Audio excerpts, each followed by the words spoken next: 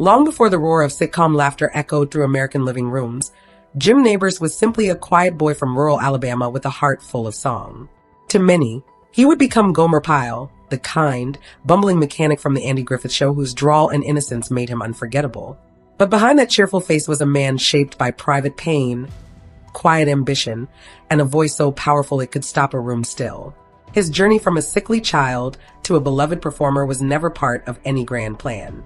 It unfolded slowly, like a gentle ballad, one note at a time. Nabors wasn't what Hollywood expected in a leading man. He lacked the polished bravado, the sharp cheekbones, the chiseled smile that seemed required for stardom in the 1960s. Yet, in a time of slick heroes and brooding matinee idols, Jim brought something else. Warmth, humility, and a natural charm that made audiences feel like they knew him. Like he might show up at their front porch with a pie and a smile. For decades, his portrayal of Gomer Pyle shaped the nation's idea of innocence. But Nabors was never just a character. He was a classically trained singer, a loyal friend, a devoted partner, and a quiet philanthropist who never chased the spotlight. And when the curtain finally closed, he left behind something far more meaningful than applause. He left behind peace, love, and a legacy deeply rooted in both the entertainment world and the gentle soil of Hawaii. His was a life lived on his own terms. Not rushed, not loud, but full of grace, sincerity, and unexpected turns that even the best screenwriters couldn't have imagined. So what shaped the man behind the smile? How did a boy with asthma and no acting ambitions end up capturing America's heart? To understand Jim Nabors, we must first return to where it all began. In a small town nestled deep in the Alabama hills, where illness would forge not weakness, but a gift that would carry him to stardom. Jim Nabors was born on June 12, 1930, in Sylacauga, Alabama, a modest town where life moved slowly and neighbors knew each other by name.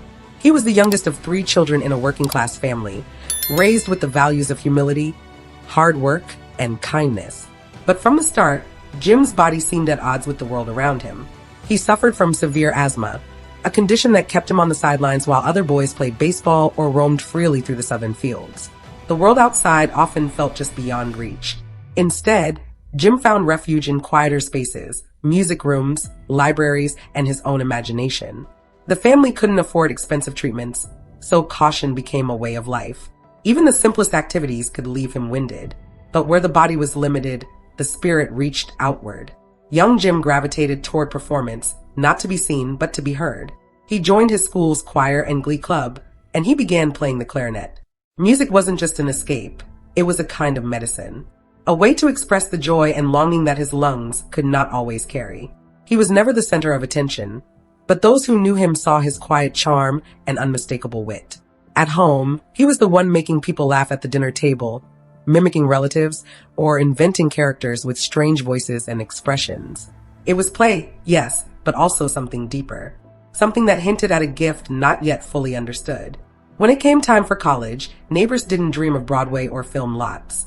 He attended the University of Alabama and studied business administration, treating the arts as a hobby. Acting felt like a distant world, a fantasy reserved for the dazzling few. He often said he never imagined he'd work in Hollywood. "I was from a small town," he once recalled, "and God knows I was no leading man." Still, the stage kept calling. While in college, he performed in fraternity skits, where his ability to shift between comic characters and heartfelt melodies first began to stand out. These weren't polished performances, but they were honest, and they left a mark. It became clear that what Jim lacked in traditional ambition, he made up for in presence. Audiences leaned in. They listened. They smiled. And even though he wouldn't know it then, those early moments, coughing between rehearsals, clutching a clarinet in a small town choir, were the very roots of a career that would one day span decades. But before Hollywood came calling, Jim would first try his hand at a different kind of dream. One that led him not to the stage, but to the quiet, steady world of office desks and typewriters, where fate was waiting in the wings with a very different plan. After college, Jim Nabors did what most young men from small towns were expected to do. He found a steady job. His first role was far from glamorous, a typist at the United Nations in New York. There were no scripts, no spotlights, just rows of desks and the quiet hum of bureaucratic routine. But for Nabors, it was a step into the larger world, a far cry from the slow rhythms of Alabama life. Though he worked diligently, something in him longed for more than filing and formalities. He soon relocated to Chattanooga, Tennessee, where he took a behind-the-scenes job as a film cutter at a local television station. He was no longer pushing papers, he was editing images, shaping stories, even if only by trimming commercials and assembling newsreels. It was quiet work, invisible work, but it brought him a little closer to the world of performance. Eventually, his journey led westward to California, where he landed a similar role with NBC. Los Angeles was an entirely different rhythm, a city pulsing with ambition, opportunity, and 1,000 dreams waiting to be discovered. It was here, amid the technical halls of a television station, that Nabors found his courage. He began crafting comedic routines inspired by the characters of his childhood, the country folk he'd grown up watching and imitating. With thick Southern accents, exaggerated mannerisms, and a deep understanding of human nature, Jim created a series of lovable hillbilly personas that made people laugh. He took a chance and began performing these routines at small clubs and cabarets, slowly finding his footing on stage. His natural timing, expressive face, and that unmistakable voice made him a favorite among local crowds. Yet, it wasn't just the humor that captivated people, it was the warmth behind it. Jim's performances never mocked the people they portrayed. Instead, they celebrated them. He brought a gentleness to comedy that felt rare, even then. It wasn't long before word began to spread. He was funny, yes, but he could also sing. And not just carry a tune, but sing with a depth and clarity that stunned even the most seasoned ears. The contrast between his bumbling, high-pitched characters and his rich, powerful baritone became his secret weapon, something he would soon wield to unforgettable effect. Still, Nabors remained humble. He had no agent, no grand plan for stardom. He simply followed what felt right, performing after hours, editing by day. But the nights grew longer, the applause a little louder, and somewhere in the audience, a television legend was waiting. That chance encounter would come on an ordinary evening, one that would forever change the course of Nabors' life and launch one of television's most endearing characters into the hearts of millions. In the early 1960s, Los Angeles was teeming with talent, actors, singers, comedians, all chasing their moment beneath the lights. Jim Nabors, still performing part-time while holding down his editing job at NBC, had begun to draw attention on the small cabaret circuit. One of his regular haunts was the Horn, a nightclub tucked away in Santa Monica that catered to a discerning crowd of locals and off-duty entertainers. It was here, on an otherwise ordinary night, that fate quietly stepped into the room. Andy Griffith, already a household name thanks to his successful CBS sitcom The Andy Griffith Show, had come to the Horn with friends. He wasn't looking to cast anyone that evening, just to unwind. But as Nabors stepped onto the stage, something shifted. He launched into his comedy routine, full of drawling voices, exaggerated twangs, and self-deprecating charm. The room filled with laughter. Griffith watched, intrigued. And then Nabors sang. It's said that Griffith's expression changed instantly.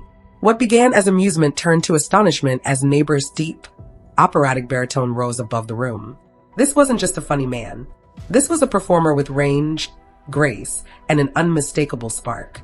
Griffith later recalled being completely floored, saying he knew in that moment that Nabors had something special, something audiences hadn't seen before. Back on set, Griffith was preparing for the third season of his show and had been toying with the idea of introducing a new supporting character, a kind-hearted but bumbling gas station attendant named Gomer Pyle. It was meant to be a small part, just a single episode to add some local color to the town of Mayberry.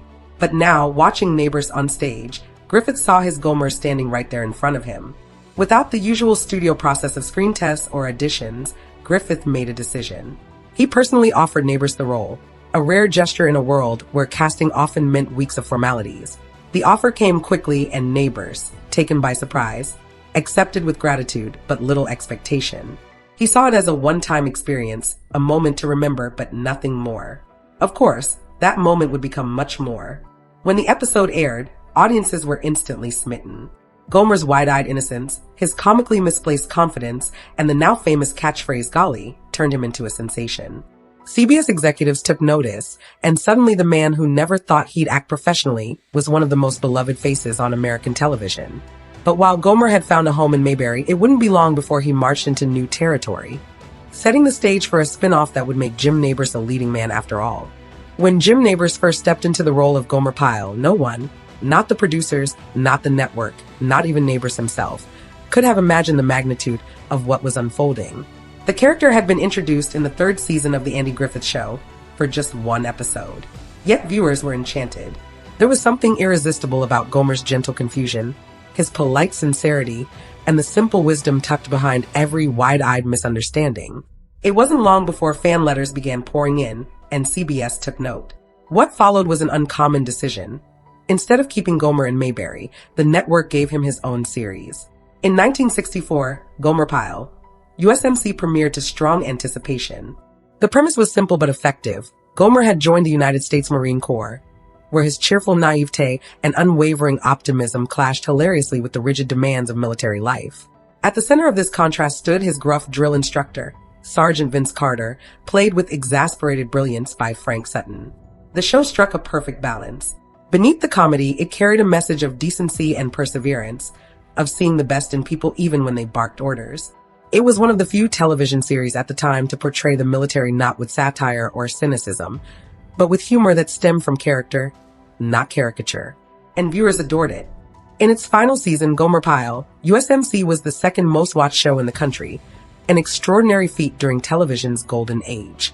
For Nabors, the experience was a double-edged gift. He had become a star, beloved by audiences of all ages.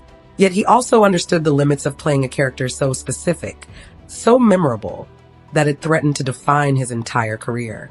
After 5 successful seasons, he made a quiet, personal decision. It was time to move on. He declined a 6th season, choosing instead to step away at the height of the show's popularity. It wasn't a dramatic exit, nor a rejection of the role that had made him famous. Nabors spoke often of his affection for Gomer and his gratitude for the journey they'd shared. But deep inside, he longed to explore other parts of himself, parts that hadn't yet found their place in Mayberry or on a Marine base. And just when the world thought they had seen all there was to Jim Nabors, he revealed a side of himself that left audiences speechless, not with laughter, but with song. It had become a running joke on the Andy Griffith Show, and later Gomer Pyle, USMC, the moment when the awkward, squeaky voice Gomer would open his mouth to sing, and out would come a voice so rich and resonant, it seemed to belong to someone else entirely. Audiences were stunned. It was more than just a surprise. It was a transformation. Jim Nabors possessed a natural baritone voice that could fill a concert hall without strain. Trained in classical technique and gifted with a warmth that made even the most formal melodies feel personal, he carried within him the kind of musical talent rarely seen among television comedians. And unlike so many performers whose singing was dubbed or edited, Nabors performed every note himself. He even went a step further, exaggerating Gomer's nasal, untrained speech just to heighten the contrast when he broke into song. One of the first to recognize the power of that voice was Andy Griffith himself. During a live variety performance in Lake Tahoe with Griffith and Don Knotts, Nabors was asked what he'd like to do for the audience: tell jokes, dance, or sing. He chose to sing. What followed left the crowd breathless. As he launched into a ballad, the room grew silent. As Griffith later recalled, you could feel the hair rising on everybody in that audience. When Nabors finished, the applause was deafening, and from then on, it was clear he had more to offer than just Gomer's charm. Record producers came calling, and soon Nabors was recording albums, many of them filled with standards, gospel hymns, and easy listening favorites that resonated deeply with his devoted fan base. His albums weren't mere celebrity novelties. They sold in the hundreds of thousands. Over the span of his musical career, he would release 30 albums, several of which earned gold status, a testament to the sincerity and skill behind each track. But it wasn't only about numbers. Nabors had a way of delivering a lyric that made it feel like a memory. Tender, familiar, and full of feeling. He became a staple on television variety shows, a welcome guest whose presence signaled a blend of comfort and excellence. Whether performing for holiday specials, church audiences, or national events, he never once abandoned the quiet modesty that had always defined him. And yet, as his musical star rose, Nabors began to pull away from the bustle of Hollywood, searching for a quieter stage, one where applause was replaced by rustling leaves and the gentle rhythm of waves along a distant shore. For all the lights and laughter of his public life, Jim Nabors never craved the glamour that came with fame. As the years passed and his television roles gave way to concert tours and variety show appearances, he found himself longing not for larger audiences, but for quieter moments. In the early 1970s, after years of travel and performance, he discovered a place where he could finally breathe freely: Hawaii. It was love at first sight. The lush greenery, the gentle ocean breeze, and the kindness of the local community reminded him of the simplicity he had known in Alabama, but with a serenity he had never experienced before. In 1976, he made the decision to leave behind the mainland and settle on the island of Maui.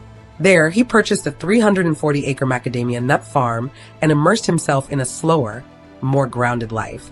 To visitors, the farm seemed like a retreat. Rows of macadamia trees stretched toward the horizon, and neighbors, ever modest, could often be found in jeans and a sun hat, tending to the land with quiet joy. It was a far cry from sound stages and red carpets, but it was exactly where he wanted to be. In interviews, he spoke often about the peace he felt in Hawaii. "It's very Eden-esque," he once said. "I really appreciate it more every day." He wasn't a recluse. He still performed, still traveled for concerts, still returned to the mainland when called. But Hawaii was home. In time, he sold the macadamia farm to the National Tropical Botanical Garden, ensuring that the land would be preserved, not developed. He retained lifetime farming rights and a second home on the property, where he continued to live and host close friends well into his final years. Among those friends was Carol Burnett, whose bond with Neighbors went far beyond the stage. The two shared countless holidays and personal milestones in Hawaii, and at Neighbors' urging, Burnett even purchased her own property nearby. Their friendship spanned over 5 decades, rooted in laughter, loyalty, and the rare comfort of being completely understood by another. Though the cameras no longer rolled, Neighbors' presence remained powerful. He became a cherished part of his island community, known not as a celebrity, but as a kind neighbor with a warm smile and a generous heart. He attended church, supported local causes, and never once sought headlines or recognition. But even in paradise, life offered its share of storms. And in the years that followed, Neighbors would face his most serious health challenge yet. One that would test the strength of his spirit and the depth of the love surrounding him. For all his success and serenity, Jim Neighbors was not spared life's quiet trials. In the mid-1990s, long after the applause had faded and the stage lights had dimmed, Neighbors found himself in the grip of a health crisis that nearly claimed his life. It began with a trip years earlier, a simple accident while shaving during a visit to India. A small cut became the entry point for hepatitis B, an infection that silently lingered in his system. For a time, he felt well, but the damage continued. By 1993, Neighbors was experiencing extreme fatigue, bloating, and other worrying symptoms. He checked into the Mayo Clinic, where he learned the extent of the damage. His liver was failing. The disease had progressed to the point where only a transplant could save him. It was a sobering moment, yet Neighbors, ever composed, met the diagnosis with steady resolve. He didn't face it alone. By his side was Stan Cadwallader, his partner of nearly 2 decades. Though Neighbors had long been open with friends about his sexuality, he had never sought to make a public statement. He valued privacy, not secrecy, and simply lived his life without apology or announcement. In Stan, he had found a companion who offered unwavering support, humor, and quiet strength. Their bond carried Neighbors through the ordeal. With the help of his dear friend Carol Burnett, who helped him find a skilled doctor, a donor was located, and the transplant surgery was a success. The procedure bought him not just more time, but more life. He would go on to enjoy 23 additional years of health, creativity, and love. In 2013, at the age of 82, Neighbors made their commitment official. With same-sex marriage now legal in Washington state, he and Cadwallader traveled to Seattle and were married in a private ceremony. After nearly 4 decades together, it was a simple yet profound act. "When you've been together 38 years, Neighbors said, I think something's got to happen. You've got to solidify something. And at my age, it was probably the best thing to do." The announcement was met not with scandal, but with warmth. Those who knew him had known for years, and for others, it only deepened the respect they held for him. "I'm not ashamed of people knowing," he said plainly. "It's just that it was such a personal thing. I didn't tell anybody." In the years that followed, the two remained inseparable, living quietly in Hawaii, hosting friends, sharing daily routines, and cherishing the rhythm of a life well lived together. As his health began to decline once more in his final years, Neighbors chose to remain at home, surrounded not by cameras or headlines, but by love, and a legacy that had touched far more hearts than he ever imagined. By the time Jim Neighbors entered his final years, his name had long since become a gentle fixture in the American imagination. His days were spent far from studio lots and bright lights, yet the warmth of his presence still lingered in the hearts of audiences who had grown up with Gomer Pyle, sung along to his albums, or simply admired the grace with which he carried himself through the decades. In his Honolulu home, nestled along the ocean's edge, Neighbors lived with quiet dignity. Though he had been hospitalized in the days leading up to his passing, he chose to return home, where he could be with Stan, his husband and constant companion. On November 30th, 2017, Jim Nabors passed away peacefully at the age of 87, surrounded by love and the island stillness he had cherished for so long. Those who knew him well spoke not of his fame, but of his kindness. Carol Burnett, his closest friend of more than half a century, was deeply heartbroken. "My heart is heavy," she said in a statement. "I'm grateful he was a large part of my life. I miss him. I love him." Dixie Griffith, daughter of Andy Griffith, remembered Nabors as gentle and generous and shared how he and her father had kept in touch over the years, two old friends bound by the memories of Mayberry. Jim's legacy extended beyond emotion. Financially, he had stewarded his success with wisdom. Thanks to decades of television royalties, concert tours, and album sales, he amassed an estate that reflected both his hard work and his quiet planning. His Honolulu home, spanning over 6,000 square feet with 170 feet of ocean frontage, sold for $12 million just 2 years after his passing. He also owned a remarkable 170-acre property in Hana, Maui. Purchased in 2014, and years before that, had sold his beloved macadamia farm to the National Botanical Garden for conservation purposes. At the time of his passing, Nabors' net worth was estimated at around $40 million, a testament not to extravagance, but to a life well managed. Yet, the true measure of Jim Nabors' wealth was not in dollars or property, but in the quiet legacy he left behind. He had played one of television's most iconic characters without ever losing his sense of self. He had sung for presidents, for racing fans, for churches and concert halls, without once seeking attention for its own sake. He had loved deeply, lived authentically, and brought joy to millions without ever raising his voice above the crowd. And as the final chapter closed on his remarkable life, Jim Nabors left behind not just memories, but a quiet example of how kindness, grace, and gentle strength can echo far beyond the final curtain call. Jim Nabors never set out to become a star. He didn't chase fame or fashion his life for the spotlight.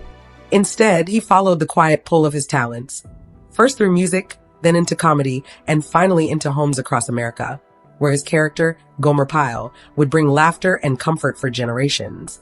In a time of sweeping change and cultural upheaval, Nabors offered something gentle, a reminder that decency still had a place in the world. And yet, his life was far richer than the role that made him famous.